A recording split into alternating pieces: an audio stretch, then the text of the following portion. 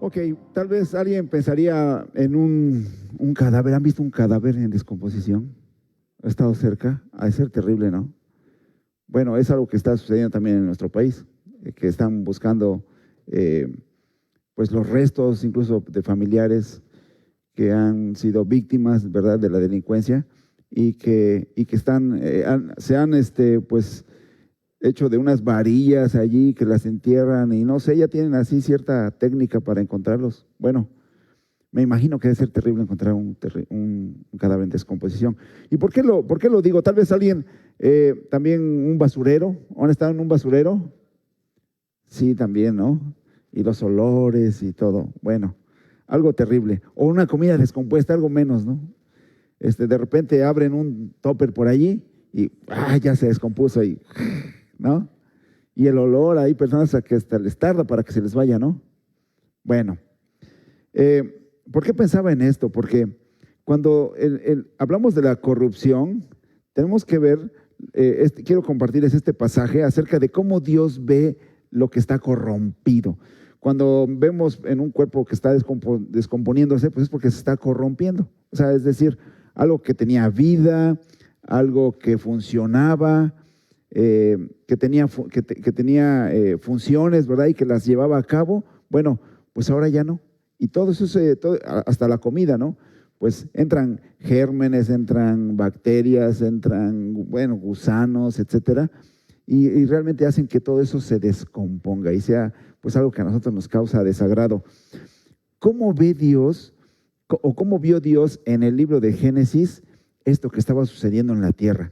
Él había creado algo hermoso, algo fabuloso, un huerto, ¿verdad? Cuidando cada detalle de la creación, cuando veíamos Génesis, pero ahora las cosas eran diferentes. Ahora estaba descomponiéndose. Algo que tenía vida, algo que era hermoso, pues estaba en otro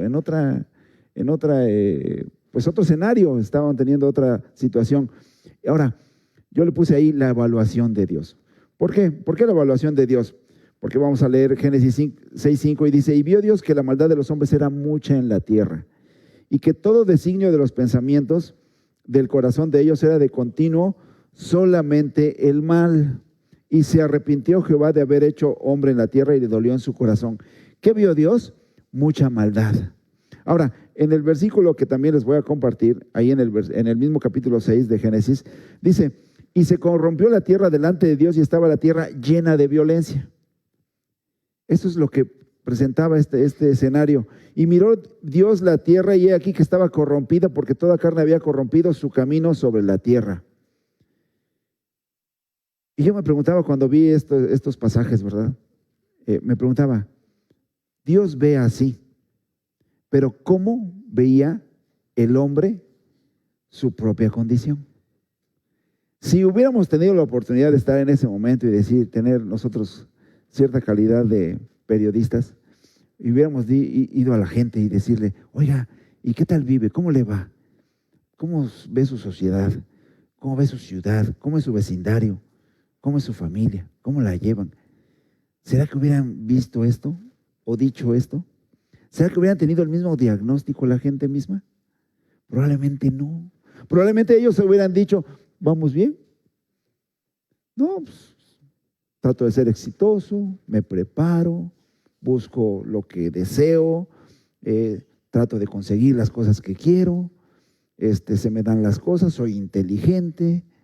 Tal vez sería otra forma de ver de la gente las cosas que como Dios las ve. Por eso veo la evaluación de Dios, porque eso es lo que importa.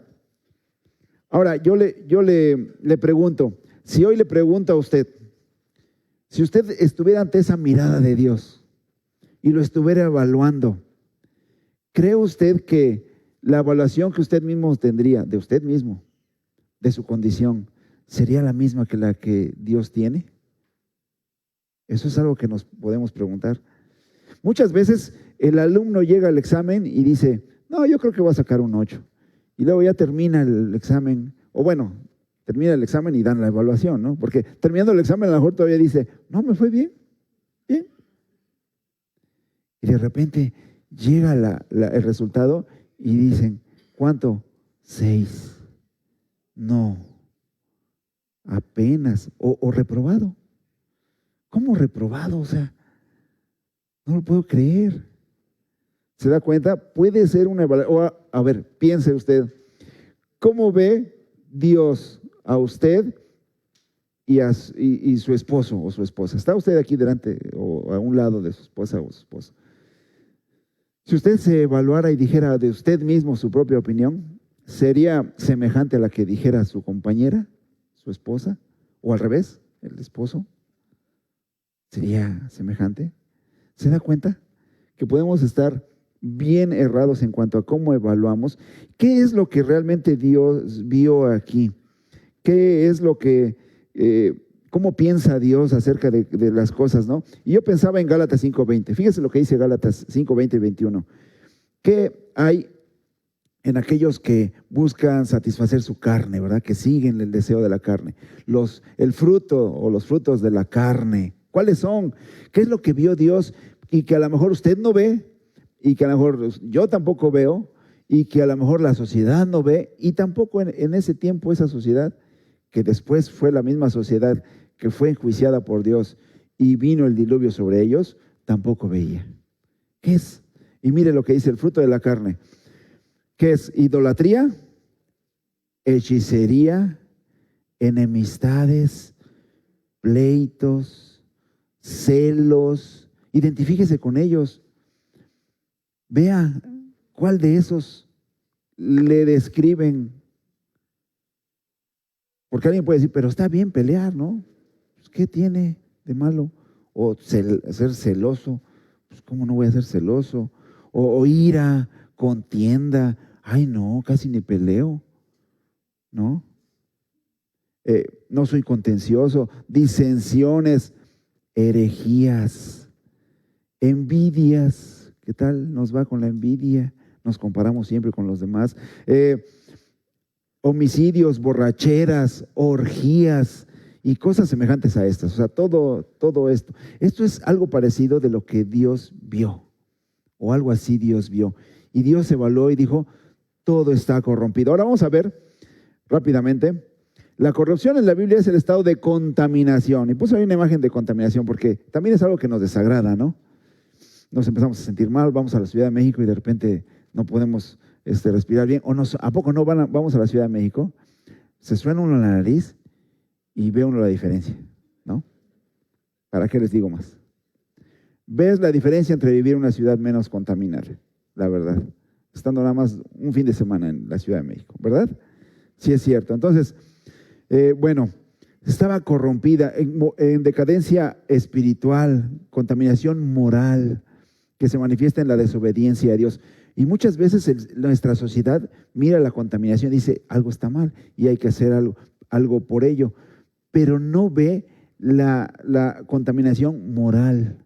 Y ve la decadencia, pero no la espiritual. ¿Sí? ¿Se da cuenta? Dice, hay algo que está mal, hay que componerlo, pero vamos a limitarnos a solamente los efectos físicos de eso. Y en ese entonces estoy seguro que no había industrias, ¿verdad? No Dios vio basureros enormes, ni vio industrias que sofocaban a la gente, había tal contaminación. No era eso.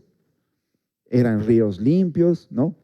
Eran mares limpios, etcétera, una naturaleza tal vez bonita, pero lo que veía Dios era ese fruto de la carne. Bueno, ¿qué es la corrupción? En hebreo es una palabra que dice shachat, que quién sabe cómo se pronuncia, ¿verdad? Pero fíjense lo que encontré acerca de esto. ¿Qué es lo que significa? Dice decaer, algo que está decayendo, arruinar, es dañar, eso es la corrupción que Dios ve. Cómo va decayendo, se va arruinando, se va dañando.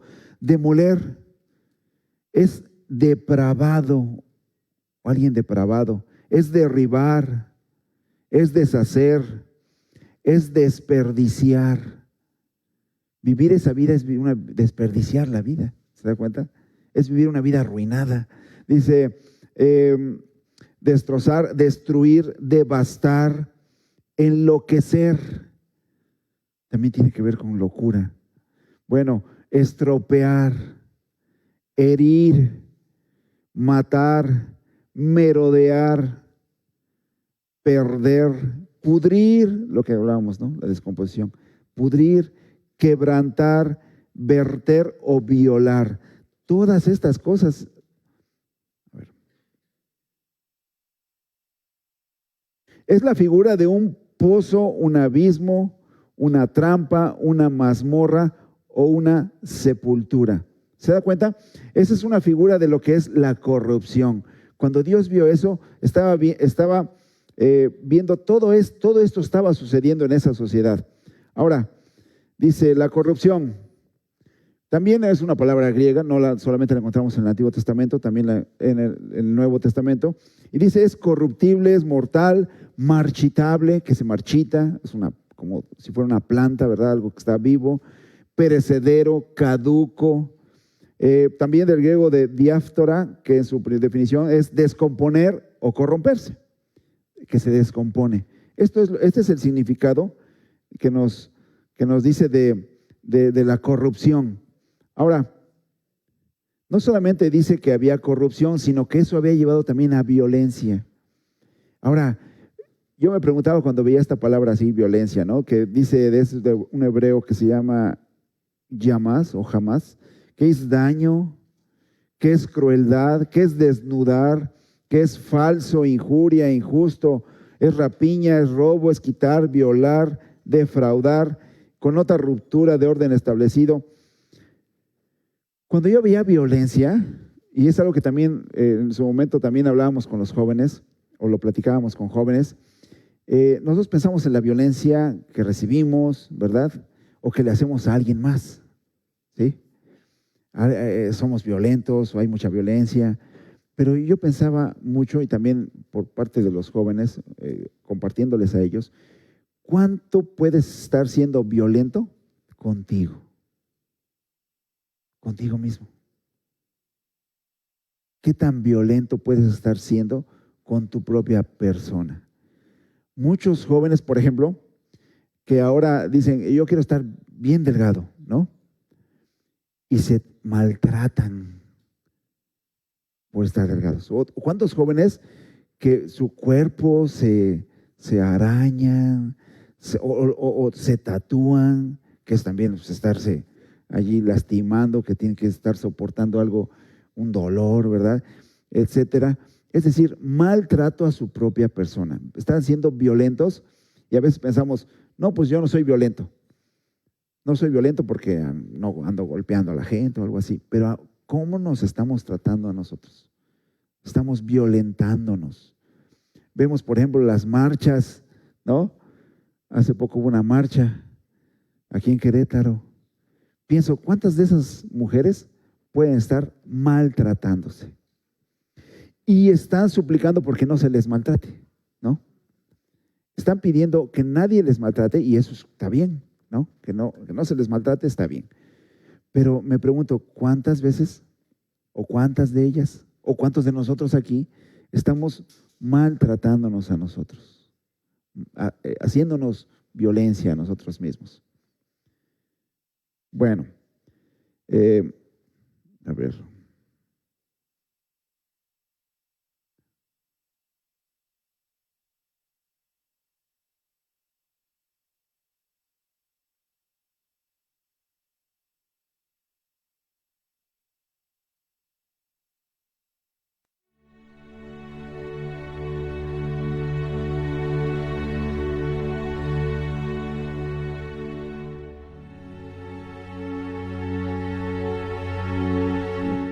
Ya sea en grado de amenaza o efectivo, contra uno mismo, otra persona o un grupo o comunidad que cause o tenga muchas probabilidades de causar lesiones, muerte, daños psicológicos, trastornos del desarrollo o privaciones.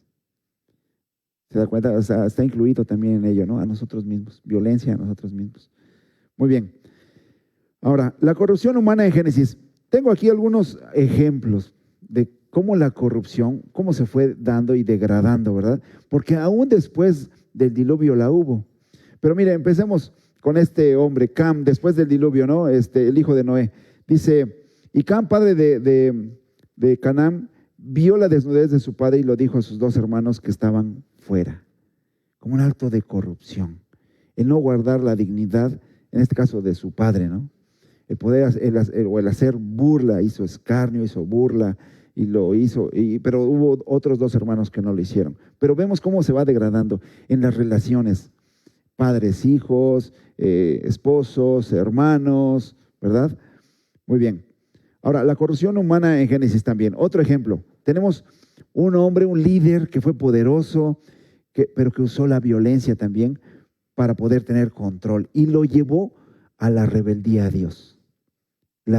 Cómo se va degradando también y descomponiendo. Dice, y dijeron, vamos, edifiquémonos una ciudad y una torre cuya cúspide llega al cielo y hagamos un nombre por si fuéramos esparcidos sobre la faz de toda la tierra. Esto era lo que querían. Querían una identidad. Estaban buscando ser alguien fuera del mandamiento de Dios, porque Dios, ¿qué les había dicho? Que poblaran la tierra. Y ellos dijeron, mejor nos concentramos y nos hacemos un pueblo fuerte, un pueblo poderoso. Y vamos a llegar hasta el cielo, es decir, había un desafío, era desafiante hacia Dios también este hombre. Bueno, Sodoma, ¿qué me dicen de Sodoma? También hubo corrupción, se corrompió esa sociedad. Sí, miren, solamente por ponerles unos versículos, tengo pero antes que se acostasen, ¿se acuerda la historia? Tal vez algunos no la conozcan. Bueno, está hablando de una familia, de Lot, su esposa, sus hijas, y dice la Biblia que incluso tenían sus yernos, ¿verdad? Y vivían en una ciudad, pero una ciudad depravada, corrompida. Había violencia, había pecado, a tal grado que Dios mismo dice pues que ya la maldad había llegado hasta el límite y ya había decidido el fin de esa ciudad, es decir, llevar a juicio.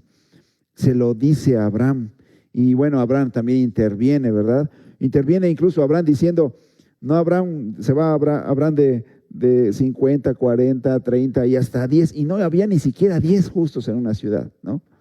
Entonces, vemos cómo Dios tiene misericordia o quiere tener misericordia, pero era imposible porque era ya tan grande la maldad.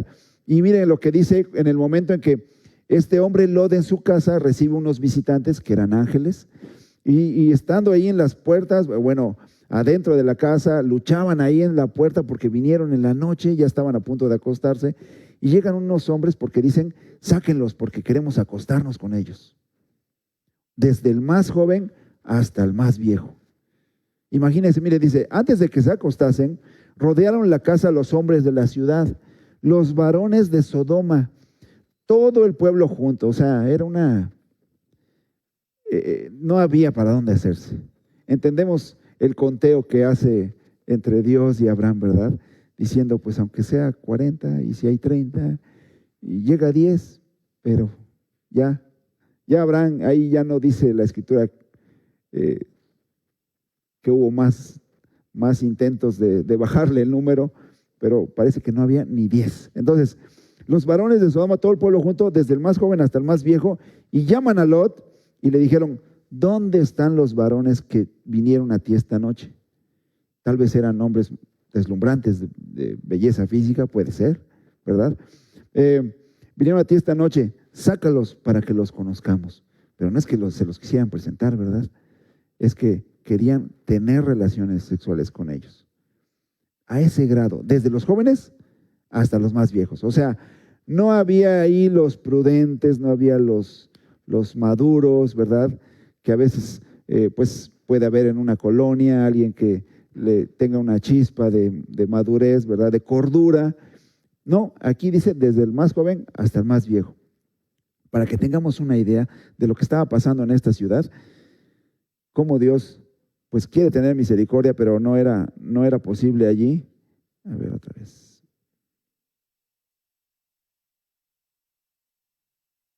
Dice 2 Pedro 2:7, y libró al justo Lot, abrumado por la nefanda conducta de los malvados. O sea, 8.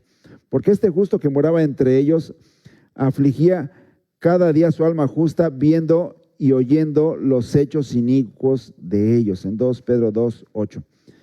Este justo que moraba entre ellos afligía cada día su alma justa, viviendo en medio de tanta corrupción.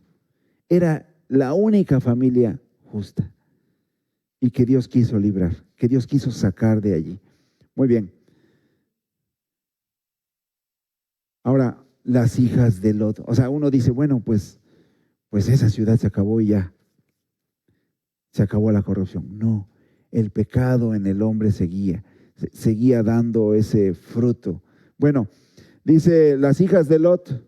¿Qué pasó con las hijas de Lot? Bueno, vienen las hijas, ¿verdad? Los yernos no quieren irse con ellas, ¿verdad? Se quedan sin marido, sin esposo, ¿verdad? Y bueno, yo me preguntaba, bueno, ¿qué están dispuestas a hacer las mujeres con tal de tener marido? O los hombres con tal de tener novia, mujer, de tener esposa. ¿Qué están dispuestos a hacer? Bueno, estas mujeres estuvieron dispuestas incluso a tener relaciones con su propio padre. Y de ahí nacen, ¿verdad? Esos pueblos como el de Moab, ¿verdad? Los moabitas, ¿verdad? Que tuvieron, que son pues producto de ese incesto, ¿verdad? Bueno, dice en Génesis 19:32, ven, demos a beber vino a nuestro padre y durmamos con él y conservaremos de nuestro padre descendencia. Y así fue. Primero fue una noche una, luego la siguiente noche fue otra. Y tuvieron descendencia. Bueno, la corrupción. ¿Hasta dónde puede llegar la corrupción, verdad? Algo que a lo mejor hasta en el día de hoy nosotros pues nos espantamos. Si alguien nos dijera, bueno, es que yo me metí con mi papá para poder tener hijos. Nosotros nos espantaríamos, ¿no? Bueno, es algo muy antiguo, ¿no? Ahí en la corrupción del hombre. Bueno, ok. Ahora, pasemos a ver ahora la responsabilidad del hombre. La corrupción, ¿sí? Cómo estaba corrompida, deteriorada, arruinada, decaída, toda la sociedad, ¿verdad? Pero la responsabilidad que nosotros tenemos y cómo tenemos que asumirla y tenemos que responder. Responsabilidad viene de responder, ¿sí? Y ya no dar una, nosotros podemos decir, cuando se nos habla de responsabilidades, pues no dar una respuesta puede ser la respuesta. Evitar, ¿no? Bueno, dice, y oyeron la voz de en Génesis 3:8. Vamos a ver qué responde Adán. Dice, oyeron la voz de Jehová Dios, después de que ya habían pecado, que se paseaba en el huerto al aire del día. Y el hombre y su mujer, ¿qué hicieron? Se escondieron. Por eso lo puse en otro color. De la presencia de Jehová Dios entre los árboles del huerto. Mas Jehová Dios llamó al hombre. Es decir, no importa que se escondiera, el responsable era el hombre, ¿no? Y Dios llama al hombre. Entonces, no importa que nos escondamos, la responsabilidad de ahí está. Más Jehová Dios llamó al hombre y le dijo, ¿dónde estás tú? Y él respondió, oí tu voz en el huerto y tuve miedo. ¿Se dan cuenta? Tuvo miedo porque estaba desnudo y me escondí. Y dijo Dios, ¿quién te enseñó que estabas desnudo? ¿Has comido del árbol que yo te mandé que no comieses? Y el hombre respondió, la mujer que me diste por compañera me dio del árbol y yo comí. Y esa es otra de sus respuestas, ¿se da cuenta? Subrayo ahí las respuestas que da este hombre, Adán. Oí tu voz en el huerto y tuve miedo, me escondí. Y la otra respuesta es, la mujer que me diste por compañera me dio del árbol y yo comí. Entonces Jehová Dios dijo a la mujer, ¿qué es lo que has hecho? Y dijo la mujer, pues la serpiente me engañó y comí. Vean las respuestas, ¿no? Ahora, vamos a la siguiente.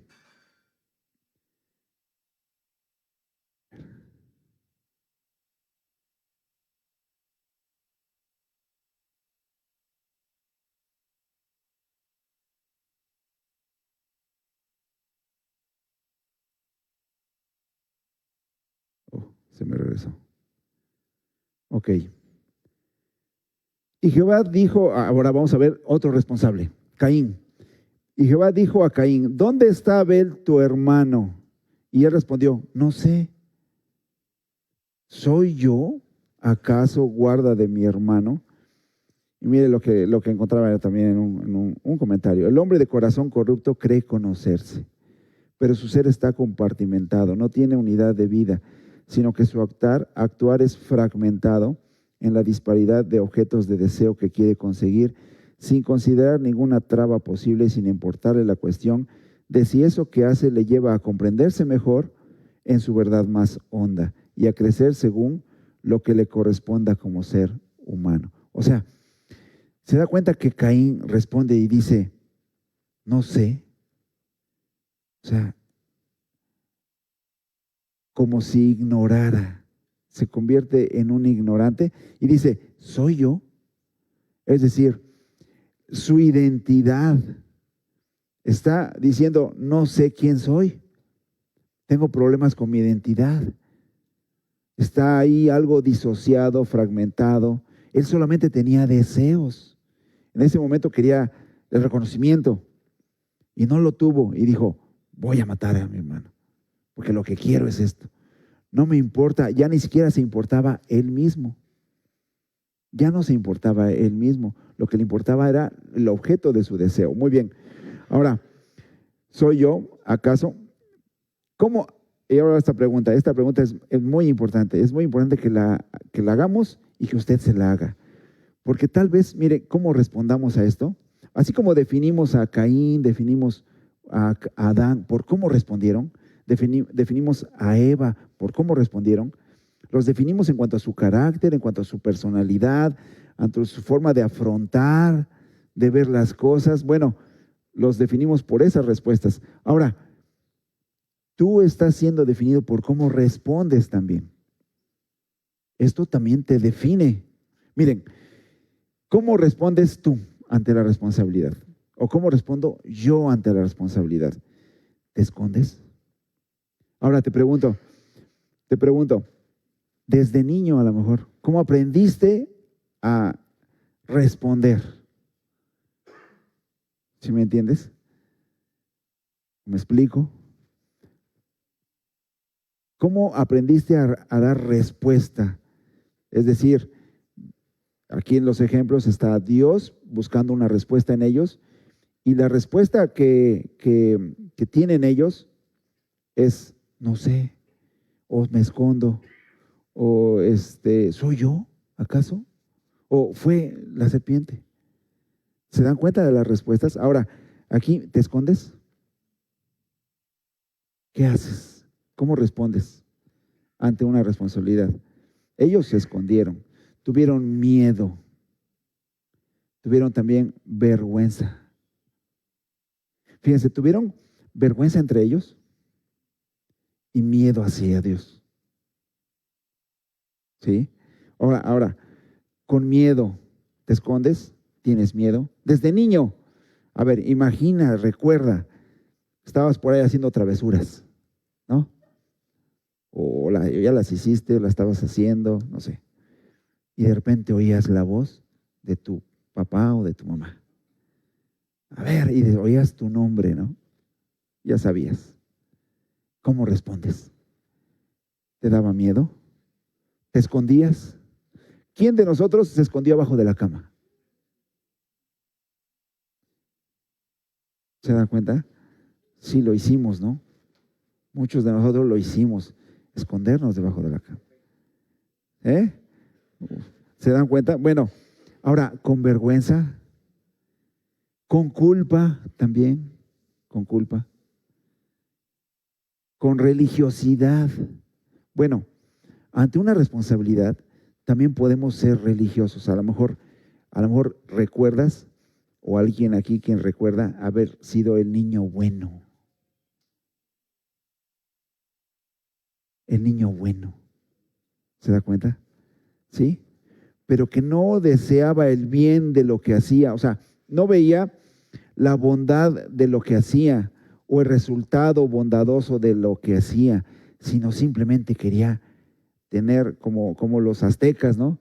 Querían tener saciado ese Dios para que no molestara. Que no moleste. ¿Sí se da cuenta? ¿Cómo respondes? ¿Cómo respondimos o cómo aún todavía hoy podemos estar respondiendo? porque somos responsables. No importa que nos escondamos, no importa que se escondieron, de todos modos el Señor los encontró. No importa que Caín se hubiera podido esconder o quien sea, Dios los pone, los llama a cuentas y a nosotros también. Entonces, con religiosidad, procrastinando también. A ver, ¿quién aquí procrastina o procrastinamos? Algunos que estudian acerca de la procrastinación, porque es un tema que en algún momento se puso de moda o se pone de moda. Bueno, hablan acerca de que es algo que tú sabes que es bueno para ti. Es algo que sabes que es bueno para ti, pero como te produce una emoción desagradable, no la enfrentas. Tú sabes que es algo bueno. A ver, piensen, por ejemplo, una conversación que no va a ser suave, pero que tienes que tenerla. Punto. Tienes que tener esa conversación con tu padre, con tu madre, o con tu hijo, con tu esposo. Tienes que tener esa conversación. La tienes que tener, sí o sí, pero postergas, porque sabes que te produce una emoción desagradable, pero a la vez sabes que es algo bueno para ti. ¿Sí se dan cuenta? Eso hacemos. ¿Cómo respondes? ¿Qué tipo de respuesta damos? Porque finalmente vamos a estar un día delante de Dios y vamos a tener que dar una respuesta. Y estos hombres que vimos, pues respondieron, pues algunos, como Pilato también, ¿no? Dice, pues ya no es mi asunto, yo me lavo las manos. Y se hizo clásica esa frase. Esa fue su respuesta y se hizo famoso. ¿Por qué? Por su respuesta. Nosotros también respondemos. De hecho, lo hacemos. Aunque creamos que no dar una respuesta nos evita ser responsables. No. Si no das una respuesta, pues esa es tu respuesta. Tu respuesta es esa. Evades, ¿no? Bueno, procrastinar, culpando a otros también. ¿Quién no? No, es ella, es él. A tu hermano, si tenías hermanos, los culpabas. Hoy mismo puedes estar culpando a otros, siempre, siempre. Culpar a otros. Es algo un poco lo que hacemos, por ejemplo, hablábamos con los jóvenes también, y les decíamos, a ver chicos, ¿quién de ustedes está en una familia criticona? Y no les voy a decir en qué grupo, pero es uno de los tres. O es Club Bíblico, o es más 16, o es más 23. Ah, sí. Vamos a tratar de que no quede en un solo grupo. Pero sí, ¿sabes qué dijeron? Yo creo que todos, que sus familias son criticonas. Wow. Y yo les dije, pues la mía también. No es nada nuevo, ¿no? Porque miren, cuando criticamos nos da esa sensación de que hay uno peor, o el culpable es él, o los demás. Y nos da una sensación que no es real, que no nos evita el asunto propio, pero nos da la sensación de que nosotros estamos bien, o por lo menos no estamos tan mal. ¿Se da cuenta? Entonces criticamos al otro, hablamos de otros. Les hablamos acerca de la crítica a los chicos. Entonces, algo que salía era eso. Estamos en familias que buscamos ver en otros los problemas, antes que tratarlos y trabajarlos en nosotros. ¿Se da cuenta? Cómo nuestra familia se identifica por su respuesta incluso, ¿no? Estamos hablando de cómo respondemos y cómo respondemos de manera individual y cómo respondemos como familia también. ¿Cómo respondemos como colonia o como municipio, estado, etcétera? ¿Cómo respondes a eso? Y todo el mundo dice, no es mi problema. Si vemos a nivel municipal, dicen, no, el problema es el gobernador. Y el gobernador, no, pues es federal. Y el federal, pues además dice, pues, fue el anterior, ¿no? Es mundial, es un problema mundial, ¿no? Y así. Y no es exclusivo de una persona o de un solo grupo, es global. Bueno, vamos. Ahora, a lo mejor tú dices, no, pues yo casi no. Vamos a suponer que hay alguien que dice, no, pues yo no. Yo casi, no me escondo ni con miedo, ni vergüenza, ni culpa. Bueno, a ver, vamos a ver, dime, ¿acaso tienes ansiedad? ¿Acaso tienes depresión? ¿Tienes que lidiar con eso? ¿Tienes problemas de sueño? ¿Tienes tristezas? ¿Enojos? ¿Te aíslas? Bueno, pues te quiero decir algo, que haces algo de esto. Ya en tu cuerpo estás manifestando de alguna manera esa respuesta. ¿Sí? Es una respuesta de tu cuerpo ante la respuesta de este lado, ¿no? De ustedes del lado izquierdo. Bueno, del lado izquierdo tienen todo esto y dices, no, yo no, pero esto, ¿qué tal? Entonces, sí tiene que relacionar con el otro lado. A fuerza está relacionado. Entonces, vean, bueno, ¿cómo respondes? Es algo bien importantísimo. Ahora, pensaba en la responsabilidad del creyente, porque, perdón, no del creyente, del hombre, no del creyente. ¿Cómo? Hay una pregunta en cuanto a la responsabilidad que muchos se hacen o nos hacemos, dice. ¿Cómo puede el pecador ser responsable de hacer lo que por naturaleza es incapaz de hacer? O en su caso, dejar de hacer. ¿Cómo puede ser condenado por no hacer lo que es incapaz de hacer? Y la Biblia responde que a pesar de su depravación, es decir, su incapacidad de hacerlo, o dejar de hacerlo, Él es responsable enteramente. Dice Romanos 2:8, por tu dureza y por tu corazón no arrepentido atesoras para ti mismo ira para el día de la ira y de la revelación del justo juicio de Dios. Entonces, ese corazón no arrepentido, que sigue y que a lo mejor va en esa corriente y no puede ir porque va a la corriente y lo lleva, pero de todos modos es responsable. Ahora, el hecho de que el corazón humano es depravado, el hecho de que ame el pecado y no puede dejarlo, no hace de ningún modo que sea menos responsable de sus pecados. Si no fuera así, entonces, entre más depravado y más endurecido que uno llegara a ser, menos responsabilidad tendría. En tal caso, Dios no podría juzgar a nadie. Ahora hay un ejemplo, por ejemplo, la persona que tiene una deuda, la cual no le es posible pagar. Imaginemos que alguien tiene una deuda, pues no hay forma de pagarlo, tiene ya forma de pagarla. La ley no lo excusa por este hecho de su responsabilidad de pagar. Así tampoco Dios ha perdido su derecho de exigir el pago, aunque los hombres hayan perdido su capacidad de pagar. La impotencia humana no cancela la obligación ni la responsabilidad. Ahora, ¿cuál es la responsabilidad también del hombre en las Escrituras? ¿Qué encontramos en cuanto a la responsabilidad del hombre? Dice Marcos 1:14, arrepentíos y creed en el Evangelio. Es tu responsabilidad. Si eres responsable de esto, porque Dios está diciendo que esto tienes que hacer y te va a pedir cuentas. ¿Por qué no te arrepentiste? Andabas en todo esto que leímos, ¿no? Hechicerías, orgías, celos, iras, contiendas, herejías, todo eso. Y no te arrepentiste. No creíste en el Evangelio. Es tu responsabilidad. Es sobre de ti. Dios te va a pedir cuentas. Dios un día va a estar delante de Él, igual que Adán, Eva, Caín, ¿verdad? Delante de Él y te va a decir, ¿por qué no creíste? ¿Por qué no te arrepentiste? Ahora, también en Hechos 17:30 hay un pasaje donde nos incluso usa una palabra que manda. Este pasaje me gusta mucho también para compartir el Evangelio, porque Dios aquí dice que está mandando. Es decir, es una orden.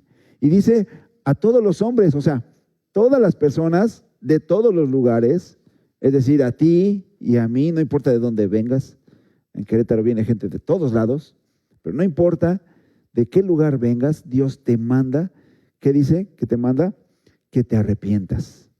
Y dice, por cuanto ha establecido un día en el cual juzgará al mundo con justicia. Es decir, viene un juicio de parte de Dios.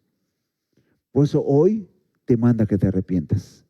Si tú sabes que estás yendo por ese camino de corrupción, que vas por ese camino de depravación, que vas por ese camino de putrefacción, descomposición, sabes que estás mal, sabes que tu conducta no es recta delante de Dios. Dice Dios, quiero que te arrepientas, te estoy mandando que te arrepientas. Es una orden de parte de Dios. No es, a veces lo pensamos una invitación, ¿verdad? Suave, ¿verdad? No, Dios está mandando. Y puede ser que tú la ignores y digas, me escondo y hago como que no oí, pero Dios te va a pedir cuentas. Eso no evita que seas responsable de Dios, delante de Dios por no haberlo hecho. No evita tu responsabilidad. Quiero que entendamos algo. A veces algo que a lo mejor a los hombres nos cuesta trabajo es, y yo lo veo en los trabajos, a lo mejor todos los hombres que tenemos aquí trabajos y muchas mujeres tal vez también aquí trabajen, ¿verdad? ¿Quién levanta la mano cuando dicen hay una nueva responsabilidad? Y sobre todo pues va a ser con el mismo sueldo. Pues nadie la quiere, nadie quiere responsabilidades. Todo el mundo huye de las responsabilidades, se esconde. Pero delante de Dios, cuando Dios te ha dado algo, cuando Dios te ha dado un encargo, cuando Dios te ha dado vida, cuando Dios te ha dado una orden, ¿verdad? Como le dio a Adán, ¿verdad? Enseñorear, sojuzgar, ¿verdad? En cuidar el huerto, etcétera. Te ha dado algo, un encargo, Dios, y a todos nos ha dado ese encargo, ¿verdad? Entonces, nos va a pedir cuentas. No hay forma de evitarlo. No hay forma de evadirlo, de darle la vuelta. A veces en otras cuestiones, alguien puede decir, yo me la he librado siempre dándole la vuelta, pero con Dios no. Un día te vas a topar con Dios y no va a haber forma de darle la vuelta. Y de alguna manera Dios nos enseña eso cuando a través de los años, a lo mejor los jóvenes pueden decir, yo le doy la vuelta, pero con los años tú vas a ir viendo los frutos de eso. Vas a ir dándote cuenta que todas tus artes mágicas para darle la vuelta no funcionan. Ahora no funcionan. Ahora no funcionan. Ahora no le puedes dar la vuelta. Ahora estás contra la pared. Y ahí te quiere Dios. Para que ahora vayas a Él, lo busques y te arrepientas. Y muchas veces Dios nos lleva, nos arrincona a eso para que no podamos darle la vuelta. Bueno, ok. La responsabilidad del hombre. Ellos dijeron, cree en el Señor Jesús y serás salvo tú y tu casa. Este es el mensaje que Pablo le da a este carcelero de Filipos en Hechos 16. Que le preguntan a Pablo y le preguntan, ¿qué haremos? ¿Qué tenemos que hacer? Y dice, cree en el Señor Jesucristo. Esa es tu obligación, ese es tu deber, creer en el Señor Jesucristo. Esto es nuestro trabajo de todos los días. Hermanos, todos los días nuestro trabajo es creerle al Señor. Sustituir la mentira en la que vivimos creyendo que el camino es ese pervertido que nos han enseñado y lo sustituimos por la verdad de Dios. Apartamos la mentira y ponemos la verdad de Dios. La verdad de Dios es buena, es buena. Los caminos de Dios son rectos. No hay fraude. En la corrupción hay fraude, hay trampa, es como veíamos la figura de un pozo, ¿verdad? Algo que se ve liso, llano, pero caes y ahí te quedas. Entonces, los caminos de Dios, del Señor, son rectos, son verdad. Es decir, son buenos, no tienen fraude. Por donde quiera que vayas te vas a encontrar gente que te quiere defraudar. Chicos y chicas, donde quiera van a encontrarse chicos y también chicas que los quieren defraudar. Defraudar desde lo más mínimo. ¿A cuántos chicos no los ha defraudado una chica que les hace creer que les puede hacer caso y solamente los deja que paguen las cuentas, ¿verdad? Que inviten la cena, que inviten el fraude. Hay engaño. ¿No? ¿No es cierto? No, todos dicen los chicos, no, a mí no me ha pasado. Bueno, la respuesta de Dios. Ahora, vea cómo Dios sí tiene también una respuesta. Cómo responde Dios ante este nivel de depravación, a este nivel de maldad, y Dios tiene una solución. Dice, porque el anhelo ardiente de la creación es el aguardar la manifestación de los hijos de Dios, porque también la creación misma será libertada de la esclavitud de corrupción a la libertad gloriosa de los hijos de Dios. Es decir, en un futuro glorioso, y glorioso día, la maldición de la corrupción y la decadencia se eliminará por toda la eternidad. La corrupción no es para siempre. Esta decadencia moral, espiritual, no es para siempre. Gracias a Dios. Aún la creación, dice, está esperando, ¿verdad? Esa manifestación, esa gloria, ¿verdad? Y que sea restaurado todo. Bueno, otra respuesta de Dios. El que siembra, y aquí hay una figura de sembrar. Dice, el que siembra para su carne, de su carne, ¿qué va a segar? Corrupción, es decir, descomposición. Cuando estamos hablando de descomposición es todo lo que veíamos. Sembrar para la carne, ¿qué es lo que veíamos? Celos, iras, contiendas, hechicerías, todo lo que veíamos, ¿verdad? Envidias, etcétera. Todo esto, el que siembra para eso, es decir, el que abona, le riega. ¿Qué hacemos cuando sembramos? Escarbamos la tierrita, limpiamos la plantita, la metemos, le ponemos así hasta le hacemos así con las manitas para que quede así abombachadita la tierra, ¿no? Y luego le ponemos agüita, luego le ponemos abono y le ponemos fertilizante, etcétera. Café, alguien dice, no, por ahí, café, le ponemos café. Bueno, lo cuidamos. Bueno, imagínense que yo aquí tengo mi ira, o usted tiene su envidia, o usted tiene sus celos. Imagínense, y la cuida sus celos, así, y lo cuida. Y le echa agüita. Pues le echa agüita, ¿no? Y así hasta así para que se vea bonita su ira. ¿Qué vas a heredar? ¿Qué vas a cegar? Corrupción, descomposición. ¿Estás sembrando qué? Pues toda esa basura, todo eso maloliente, lo estás sembrando, lo estás cuidando, lo estás labrando, lo estás haciendo que esté verdecito y bonito. ¿Me explico? Entonces, esa es la figura que dice, pero dice, mas el que siembra para el Espíritu, imagínense, ¿qué es el fruto del Espíritu? Amor, gozo, paz. Entonces, tu paz, tu gozo, tú lo cuidas. Yo no voy a dejar mi gozo que cualquiera me lo quite, no, yo lo cuido, mira, lo labro, lo riego. De repente como que se me empieza a marchitar el gozo un poquito y se pone tristoncito, le echo agüita y el gozo está bien cuidado. ¿Se da cuenta cómo es? Eso puede implicar trabajo, sí. Y el trabajo no viene después de la caída, ¿eh? El trabajo ya lo tenía Adán antes de la caída. Tenía que cuidar y labrar el huerto. ¿Se da cuenta? Entonces, la figura aquí, la figura aquí es de cuidar, de labrar, de sembrar, ¿verdad? Pero lo que es del Espíritu. Entonces, tenemos la ayuda del Espíritu para hacer todo esto. Tenemos la ayuda del Espíritu para que esté bien cuidado el amor, el gozo, la paz. ¿Cuántas veces perdemos nuestra paz, nuestra paciencia, nuestra bondad? ¿Se da cuenta? Todo eso hay que cuidarlo, labrarlo. ¿Cómo? El Espíritu Santo usa la espada del Espíritu, que es ¿qué? La palabra de Dios. Tenemos la palabra de Dios.